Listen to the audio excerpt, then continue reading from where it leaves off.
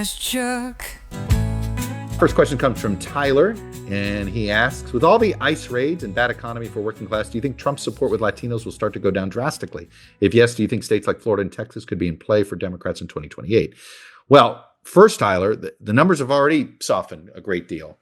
And I have to tell you, one of the weirdest things that took place in 2024 in the post-election analysis was assuming that every voter that voted for Trump is suddenly a Trump voter, meaning like they're suddenly part of the Trump coalition, and like a base, and sort of talked about it as a base voter. And so there was this, hey, look, to me, we used to have a rule I think they still do it, the NBC News poll.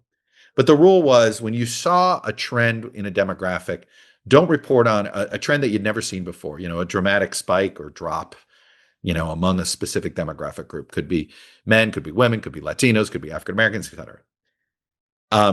Don't report it until we see it 2 polls in a row. Well, I think that applies to elections, which is now there had been some softening among Latino support for Democrats for the last couple of cycles. Then we had the dramatic swing in 2024, led by what we saw in South Texas. But that was a dramatic swing. And it's arguably, when you see a swing like that, you wait one more cycle before you declare that voting group a semi, at least no members permanent of any coalition, but a fairly consistent member of said coalition. Well, we've only had one election with Latinos decidedly leaning Republican. But I just simply think that Latino working class voters are swing voters. They're no different than white working class swing voters and black working class swing voters. And we saw all working class voters, black, brown, or white, all lean Trump. And in some cases, swung Trump very hard. And all of them have already swung back. And if either some of them are already voting Democratic on the generic, some are simply expressing disapproval of Trump and are sitting in undecided, others are sitting in independent. So we've already seen the erosion. It's pretty dramatic if you compare it to his success of 24. I don't find it very dramatic. I kind of see it as expected, but it was treated, his 2024 success was treated as if it was permanent. And, one of the things I remember, not everybody who votes for president does so enthusiastically, right? There's a lot of people that do this. Oh, who am I voting for, right? You're holding your nose and you're going, all right, I guess I'm going to go here. And it's usually more because you can't bring yourself to vote for the other person. It's less about, it is the maybe it's the devil, maybe it's the least of the 2 worst options, whatever. What did South Park one year, I think, did an election between a turd sandwich and I can't remember what it was. It was like a turd sandwich and a shit sandwich or something like that. Pardon my French. That's kind of the same thing. They had it. I think I'm getting it. I apologize for mangling it. As a proud member of Gen X, I should never get any South Park references wrong. So my apologies for there. But it was one of their better episodes. It was like, oh, it was a giant douche and a turd sandwich. This is Debate 2004 with your host, Jim Lehrer. Welcome to the cable access televised debate between a giant douche and a turd sandwich.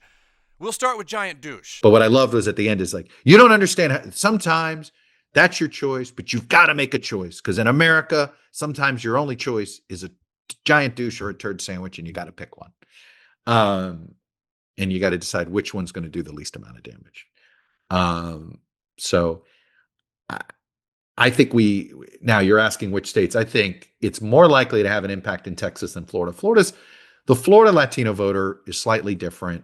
In Central Florida, there's the Central Florida Latino voters more likely to behave like a South Texas Latino voter.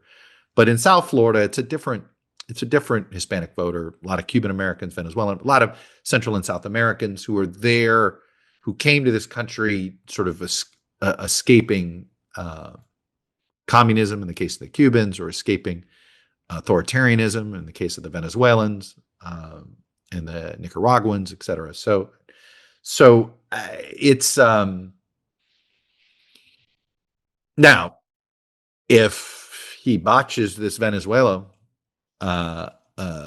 buildup, and lets down a whole, there's a scenario where he decides to cut a deal with Maduro that may be popular, maybe the thing that is the right thing to do for the MAGA movement, but actually will alienate Cubans and Venezuelans in South Florida, and that could really scramble Florida politics. But I'm not quite ready to say that shift's going to happen in Florida. I think it has a bigger impact in Texas, and a bigger impact in Arizona. Also, and even in basically everywhere except South Florida. That's probably the way to put it. Having good life insurance is incredibly important. I know from personal experience. I was 16 when my father passed away. We didn't have any money. He didn't leave us in the best shape. My mother, single mother now, widow, myself, 16, trying to figure out how am I going to pay for college. And lo and behold, my dad had one life insurance policy that we found. It wasn't a lot, but it was important at the time. And it's why I was able to go to college. Little did he know how important that would be in that moment. Well, guess what? That's why I am here to tell you about Ethos Life. They can provide you with peace of mind knowing your family is protected, even if the worst comes to pass. Ethos is an online platform that makes getting life insurance fast and easy, all designed to protect your family's future in minutes, not months. There's no complicated process, and it's 100% online. There's no medical exam required. You just answer a few health questions online. You can get a quote in as little as 10 minutes, and you can get same-day coverage without ever leaving your home. You can get up to $3 million in coverage, and some policies start as low as $2 a day. That would be billed monthly. As of March 2025, Business Insider named Ethos the #1 no medical exam instant life insurance provider. So protect your family with life insurance from Ethos. Get your free quote at ethos.com/Chuck. So again, that's ethos.com/Chuck. Application times may vary, and the rates themselves may vary as well. But trust me, life insurance is something you should really think about, especially if you've got a growing family. Ask Chuck.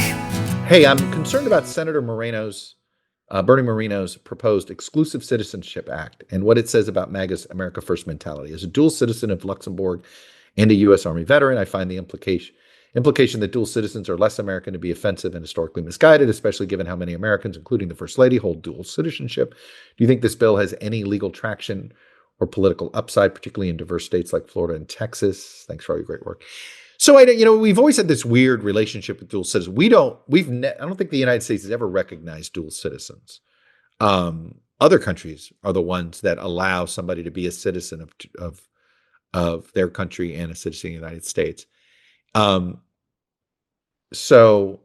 I do think it would. I don't think that would pass at all. I mean, because of all the examples you cite, there's quite a few members in the. I think what is it? Isn't the current head of the Center for Medicare and Medicaid Services, right? CMS, Dr. Oz. I believe he's a dual citizen of Turkey and of the United States. So the point is that there's quite a few people in power that have that. I really don't think that's going anywhere. I understand why it offends you. I get it. But it is not it is not uncommon, especially ironically, especially among some of the wealthier allies of the president. Many of them have a second citizenship somewhere for tax purposes and all sorts of things. So I doubt it, but I don't want to rule anything out that suddenly gets traction. How does the court? I'm pretty convinced they're not going to somehow grant Donald Trump the authority to sort of negate birthright citizenship. It's in the Constitution. But if you told me they did a stricter definition of what qualified as birthright citizenship, I don't want to rule anything out. I don't think they will. But